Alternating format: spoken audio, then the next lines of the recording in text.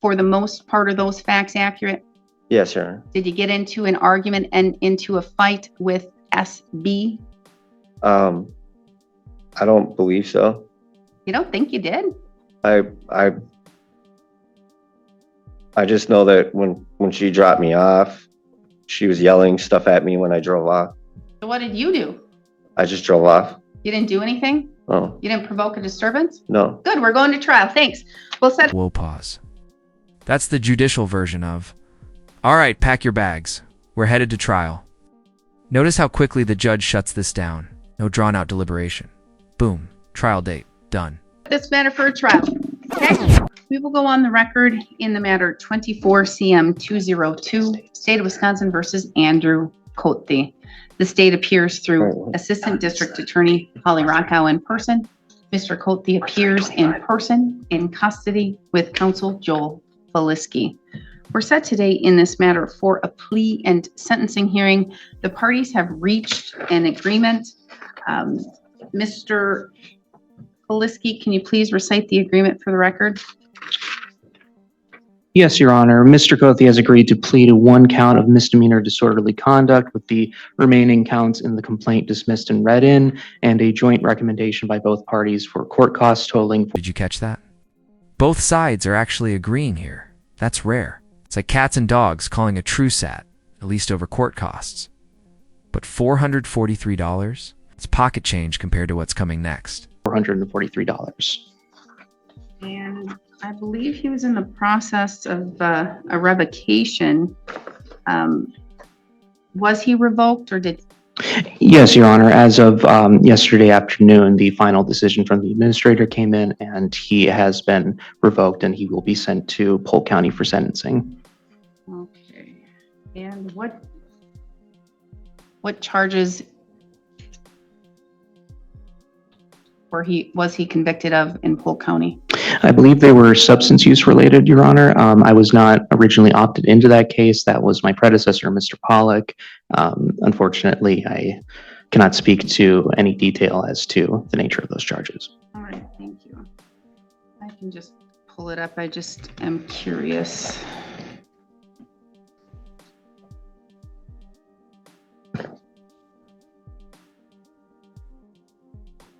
Would it be for the 24 cases or for a 21 case, Mr. Koti? 24? Oh, 24 case. Okay, so for the 24 cases, possession of amphetamine as a repeater, possession of cocaine, a misdemeanor, what it looks like. All right. Okay. Basis for the agreement and why it's in the public interest, Ms. Rockau? Your Honor, Mr. Schmidt negotiated this case with Mr. Pollack and Mr. Feliski, but based on my review of the file, I believe that this was based upon the facts and circumstance surrounding the case being relatively minor in terms of the disorderly conduct. There was, of course, the violation of the bail, but that was the Polk County bail. And so it looks like that was all resolved with his latest revocation. So those bail jumps being dismissed and read in is appropriate for that reason.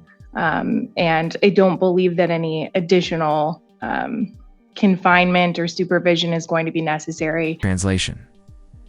Why lock him up twice for? The same mess?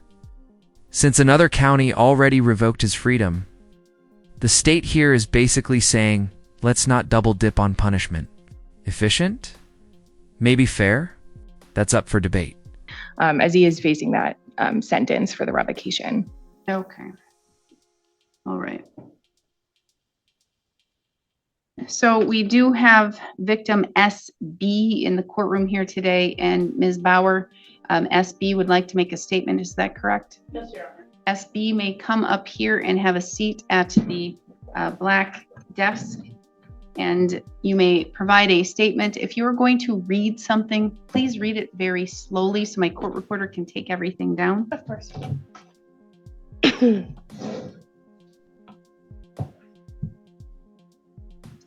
I was in a relationship with Andrew Koti for almost a year.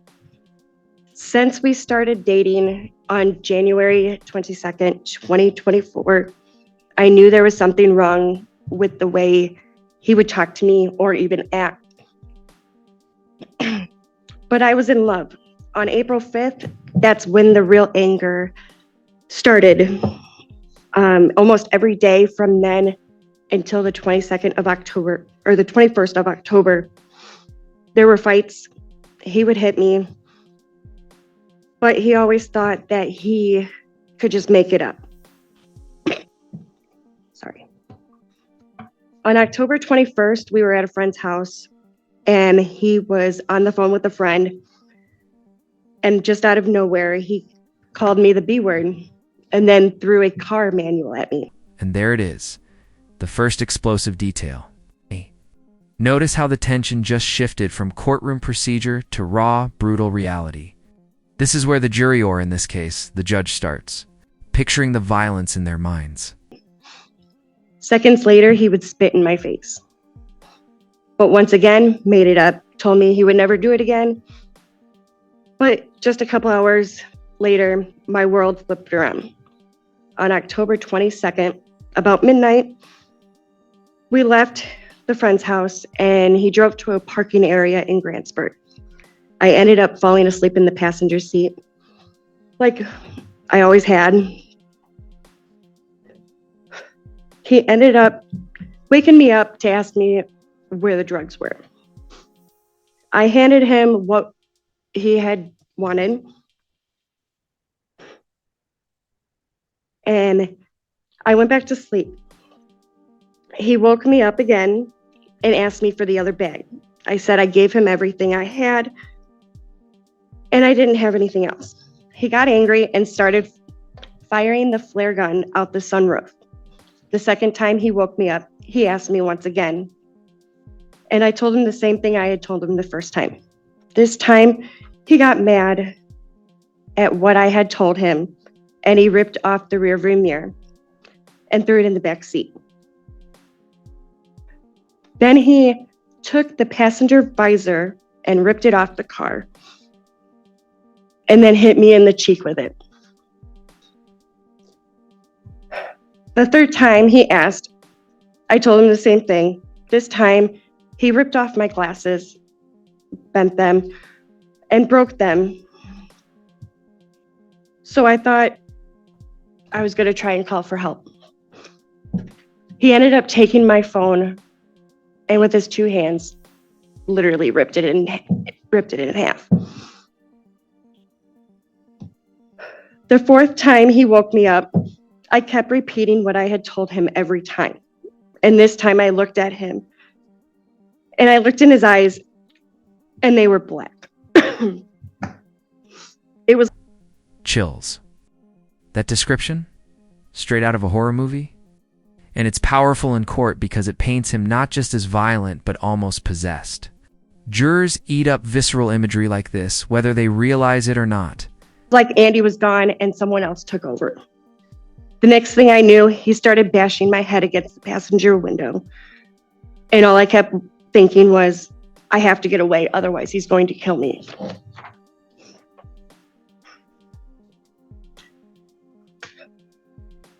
So I had got him calmed down enough to where he would drive to Dollar General where the van was parked. We were going to move it, but we decided he didn't want to because he was getting tired. He let me drive the car, and I knew that was the only way I was going to get out. I drove the car to the Frederick Trailer Park, where I knew I would be safe. I parked in the front entrance and stopped. He woke up and started yelling, calling me every name in the book, but I was only able to grab my purse, and that was it. I started walking to my friend Jen's house in the park, and I got there, and she asked me if she could call. And I said yes, and fell to the ground. The cop from town came, and my body started going numb. I ended up throwing up and passing out. Not knowing what was going on, they called the EMTs, and I went to the hospital and had a CT scan. Your Honor, this is still painful for me. I have anxiety and panic attacks now every day. I am actually on nightmare medicine. I don't know the name of it. But I have nightmares every night, every time I sleep, of what he did to me.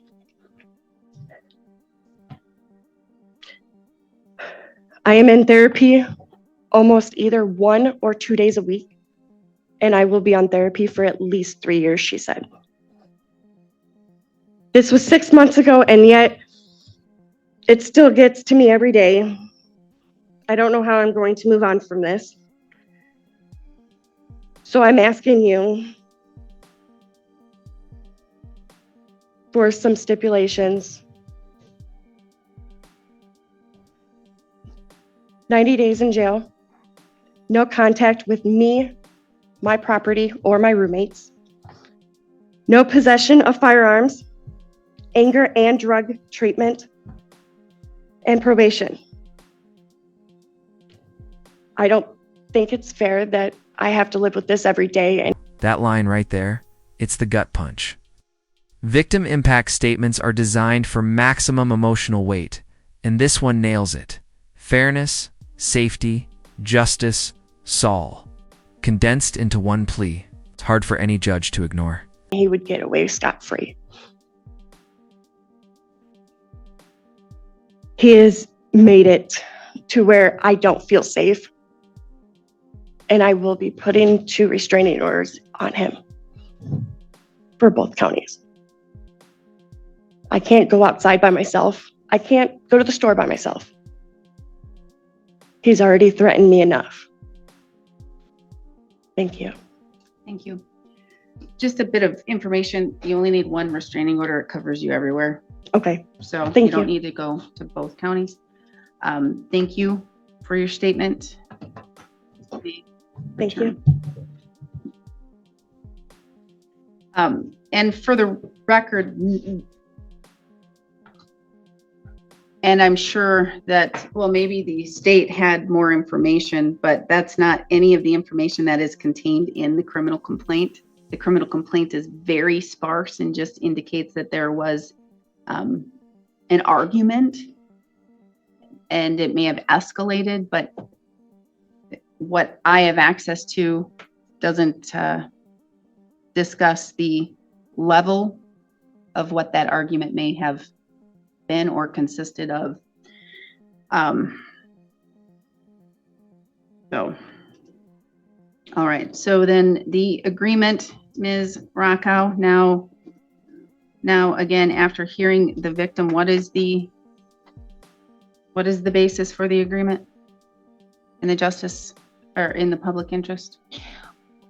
Well, Your Honor, I think some of that information wasn't information that the state had when this case was charged or when this offer was made. It's not my file, but from my review, I didn't happen upon that, what was described just now. So based on the facts that are contained in the criminal complaint. And again, and I'll state, you're probably hearing or seeing it for the first time as the court is, because the criminal complaint is one small little paragraph that just describes a fight that occurred and that it may have escalated a little, but none of the detail. Right. But Your Honor, again, Mr. Koti has been revoked in Polk County on some more serious charges and is going to be presumably serving a jail sentence. I think at least one of those had some stayed jail time. So I think that he's going to remain in custody for a while. I don't believe that based upon the facts that anything more is necessary here. I think that the bail jumps again were associated with the Polk County cases, so I don't consider that to be. Of course, there were he violated his bond, but I think that the focus here in Burnett County should be the disorderly conducts, and I don't think that any jail or probation is appropriate. I do think that costs only is sufficient to protect the community. All right, and my guess is that the state wasn't aware of, I'm going to guess also maybe the police were not aware of the extent of the argument or what occurred that night, because otherwise I'm questioning why a battery wasn't charged. Right. I don't have any information about bruising or pain or injury in the file as I review this. All right. Okay.